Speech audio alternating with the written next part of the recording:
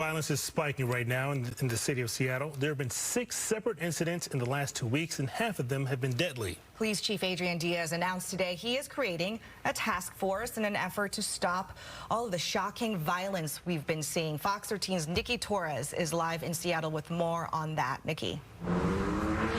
Well, Chief Diaz said they are going to have to pull from every resource that they have in order to make this task force work because there is no additional budget. They are not adding any more people to their force. Essentially, what they're going to do is move people around within the department to help fill some of these roles within that task force. Now, ideally, Chief Diaz, he does want more cops, but this is what he has to work with right now.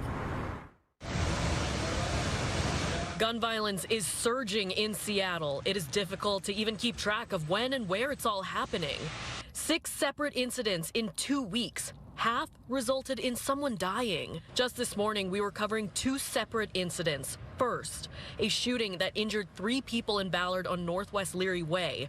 The second, a deadly shooting in North Seattle on Aurora Avenue. And clearly the victims aren't being heard and suspects are going unabated. So it's a major problem in terms of the public safety conversation. We spoke with Officer Mike Solon. He is the president of the Seattle Police Officer Guild. He tells us how the lack of staffing is affecting the local force and subsequently how that is impacting the community. It's almost untenable to be a police officer here. We're without a contract for now 2.5 years, and we've lost close to 600 officers in 3 years. Now we don't have enough people to answer 911 calls for service. Officer Solon says the system is more supportive of criminals than victims, and that is what we are seeing play out in the city. Because the criminals don't seem to have any accountability for their actions, and they're feeding off of the lack of accountability for their actions, and they're now victimizing and re-victimizing people at a pace that's unheard of. Now the Seattle Police Department is ramping up its commitment to slowing gun violence. Seattle Police Chief Diaz announced today he is creating a task force to further that effort. If you're trafficking women,